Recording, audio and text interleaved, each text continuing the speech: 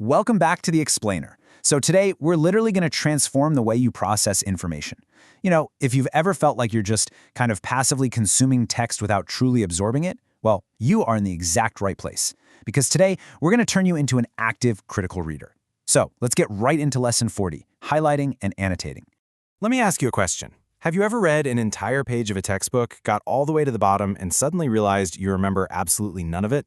Yeah, it's a completely universal pain point. I mean, you're staring at these dense, complex academic texts, your eyes are moving over the words, but the information just evaporates the literal second you turn the page. It's so frustrating, and honestly, it's a huge waste of your time. But don't worry, because today we are going to fix it. Okay, so here's our roadmap for today's explainer. First, passive versus active reading. Second, strategic highlighting. Third, writing margin notes. Fourth, textual and personalized notes. And finally, number 5, recall and review. Right, let's jump straight into Section 1, passive versus active reading. We got to diagnose the problem first. So passive note-taking is essentially just accepting what you read without reacting at all. It's basically mindless transcription, right?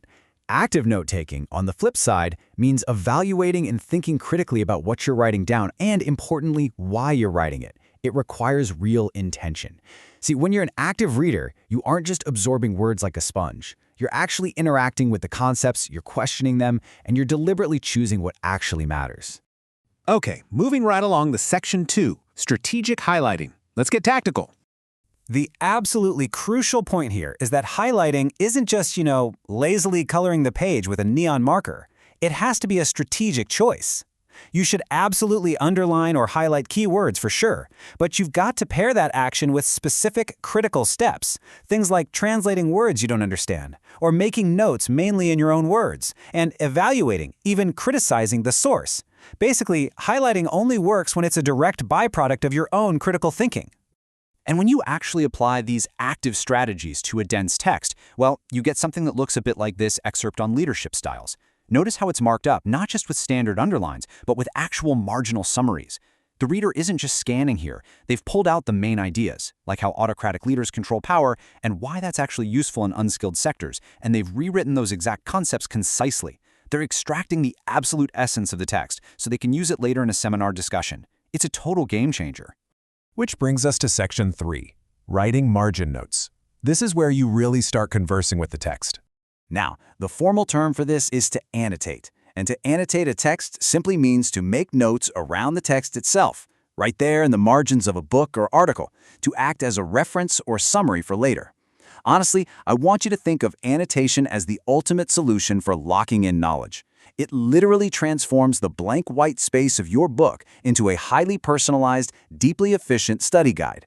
Just look at how dynamic this annotation process can be. You can organize your margin notes from broad, general concepts at the top all the way down to specific, granular details further along. By noting things like cause and effect directly next to the paragraph that actually explains them, you create this immediate visual anchor. And that anchor is exactly what your brain is going to grab onto later. But what exactly should you be writing in those margins? Well, let's figure that out in Section 4, textual and personalized notes. So, I want to introduce you to a highly effective 2-bucket system for your margin notes. As you read, try separating your annotations into 2 distinct categories. Bucket 1 is textual information, which is purely what the author says. And bucket 2 is personalized information, which is what you, the reader, actually think. Keeping this simple mental model in mind, it completely changes how deeply you interact with the material. Let's dive into that first bucket. Textual information is all about systematically capturing the facts. You want your notes here to record the main arguments in the text, jot down important background information and key citations, and really clarify the different stances presented. Essentially, you're tracking who said what, so you walk away with a crystal clear, reliable map of the author's logic and evidence. Now let's look at bucket 2, personalized information. This is the magic area. This is where true active evaluation happens. This bucket is for the points you find difficult. Seriously, write down the specific questions you have. It's for your personal reactions, too. Do you agree or disagree with the premise? It's also where you note down key vocabulary that you want to borrow when discussing the topic later. Basically, this is where you literally insert your own voice right into the text. Finally, let's see how all this strategic highlighting pays off in Section 5, recall and review. Okay, so when you're reviewing your margin notes in highlights days or even weeks later, they have to pass a really simple test to actually be useful. You need to focus on the 3 C's for your notes: clarity, comprehensibility, and completeness. If your notes are clear to read, easy to instantly comprehend, and capture a complete thought, they become an incredibly powerful memory aid. You won't have to reread the entire chapter ever again. Your notes will trigger the recall perfectly for your next seminar or essay. I absolutely love this quote from our source material. When taking notes from a text, it is important that you have a clear purpose for the notes. That's it. That's the whole shebang. Having a clear goal, whether that's preparing for a lively debate, writing a research essay, or just mastering a totally new concept, is the secret engine that makes this entire active reading system work.